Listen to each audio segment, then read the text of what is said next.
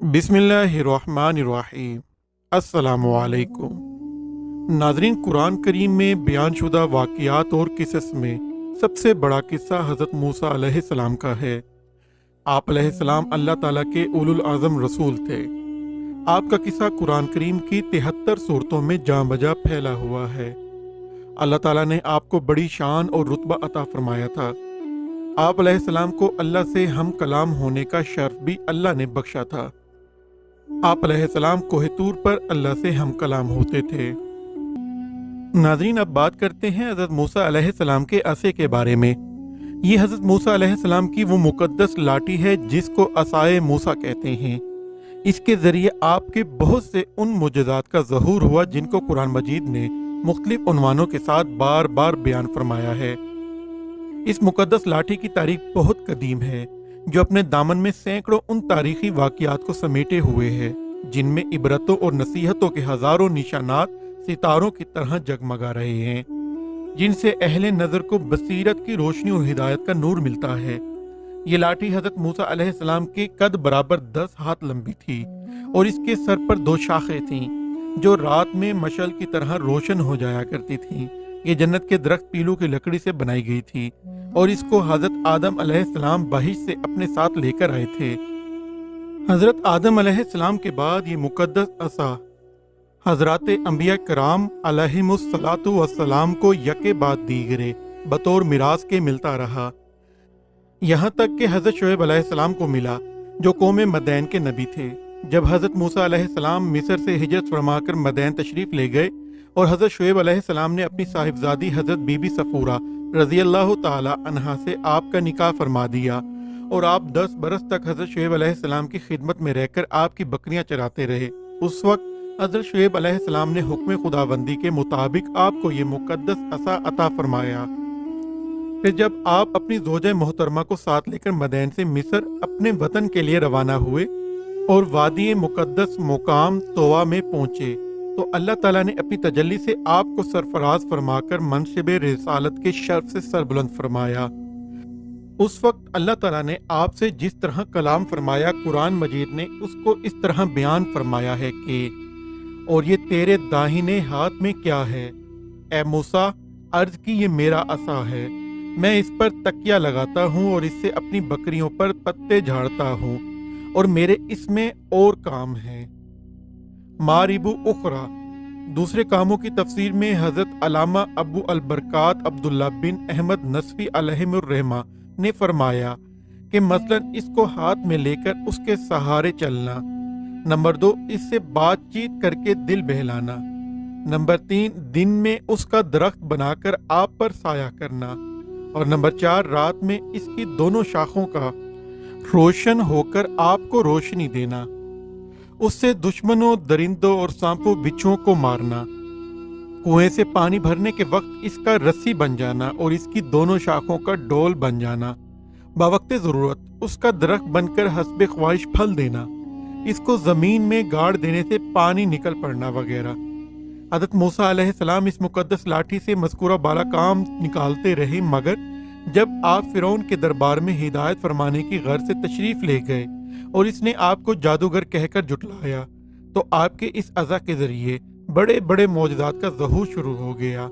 जिनमें से 3 मौजज़ात का तज़किरा कुरान मजीद ने 12 फरमाया है। नंबर 1, असा अज़दहा बन गया। इसका वाक़या ये है कि फ़िरौन ने एक मेला लगवाया और पूरी सल्तनत के जादूगरों को जमा करके हज़रत मूसा अलैहिस्सलाम को शिकस्त देने के लिए मुकाबले पर लगा दिया और इस मेले के अज़दहाम में जहां लाखों इंसानों का मजमा था, एक तरफ जादूगरों का हजूम अपनी जादूगरी का सामान लेकर जमा हो गए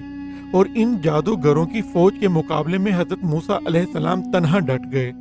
जादूगरों ने फ़िरौन की इज्जत की कसम खाकर अपने जादू की लाठियों और रस्सियों को फेंका तो एकदम वो लाठियां और रस्सियां सांप बनकर पूरे मैदान में हर तरफ फंकारे मारकर दौड़ने लगी और पूरा मजमा खौफ व हरास में इन बदहवास होकर इधर उधर भागने लगा और फ़िरौन और उसके तमाम जादूगर इस करतब को दिखाकर अपनी फतह के घमंड और गरूर के नशे में बदमस्त हो गए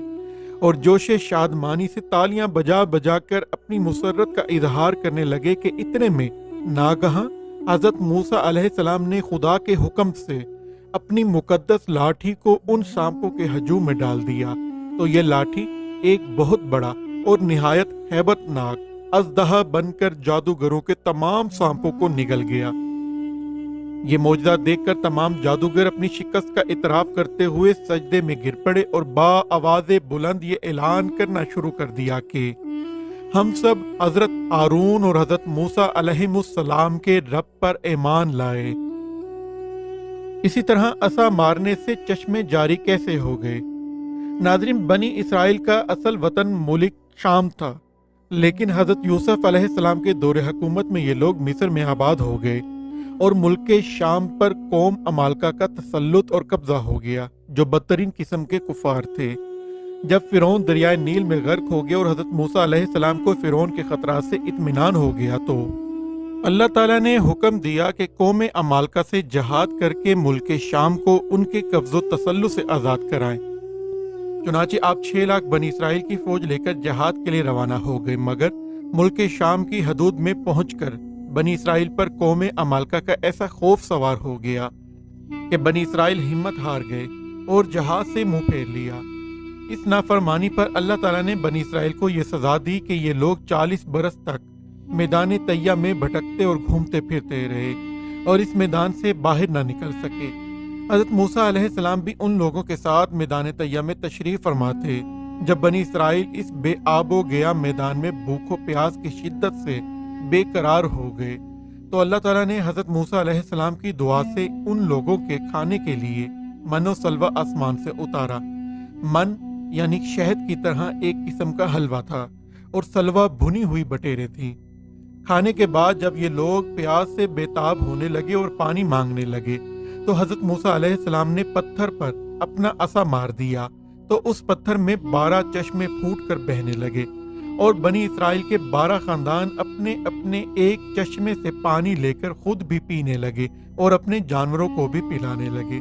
اور پورے 40 برس تک یہ سلسلہ جاری رہا۔ یہ حضرت موسیٰ علیہ السلام کا معجزہ تھا جو عصا اور پتھر کے ذریعے ظہور میں آیا تھا۔ اسی طرح حضرت موسیٰ علیہ السلام ایک مدت دراز تک فرعون کو ہدایت فرماتے رہے اور آیات و معجزات دکھاتے رہے، مگر اس نے حق کو قبول نہیں کیا، بلکہ اور زیادہ اس کی شرارت و سرکشی بڑھتی رہی، اور بنی اسرائیل نے چونکہ اس کی خدائی کو تسلیم نہیں کیا، اس لیے اس نے ان مومنین کو بہت زیادہ ظلم و ستم کا نشانہ بنایا۔ اس دوران میں ایک دم حضرت موسیٰ علیہ السلام پر وحی اتری کہ آپ اپنی قوم بنی اسرائیل کو اپنے ساتھ لے کر رات میں مصر سے ہجرت کر جائیں۔ چنانچہ حضرت موسیٰ علیہ السلام بنی اسرائیل کو ہمراہ لے کر رات میں مصر سے روانہ ہو گئے۔ جب فرعون کو پتہ چلا تو وہ بھی اپنے لشکروں کو ساتھ لے کر بنی اسرائیل کی گرفتاری کے لیے چل پڑا۔ جب دونوں لشکر ایک دوسرے کے قریب ہو گئے تو بنی اسرائیل فرعون کے خوف سے چیخ پڑے کہ اب تو ہم فرعون کے ہاتھوں گرفتار ہو جائیں گے، اور بنی اسرائیل کی پوزیشن بہت نازک ہو گئی کیونکہ ان کے پیچھے فرعون کا خون خوار لشکر تھا اور آگے موجیں مارتا ہوا دریا تھا۔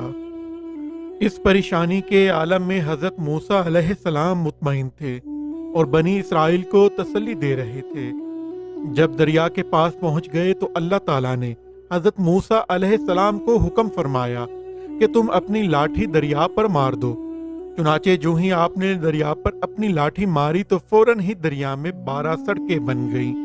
اور بنی اسرائیل ان سڑکوں پر چل کر سلامتی کے ساتھ دریا کے پار چلے گئے۔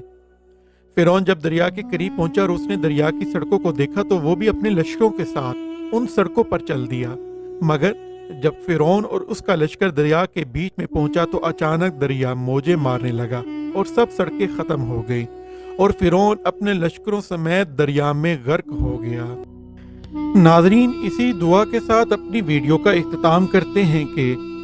اللہ ہم سب کو اپنی ایمان میں رکھے اور اپنے حبیب صلی اللہ علیہ وآلہ وسلم کے دین کے لیے لڑنے والوں کی مدد فرمائے اور ان کے ذریعے تمام امت کو کافروں کے ظلم سے نجات عطا فرمائے اور ذلت سے نکال کر عزت عطا فرما دیں۔ ہماری اس جان کو اپنے دین کے لیے قبول فرما لیں، ہمیں سیدھے راستے پر چلائے اور ہم پر اپنا رحم فرمائے اور ہمارے والدین کا سایہ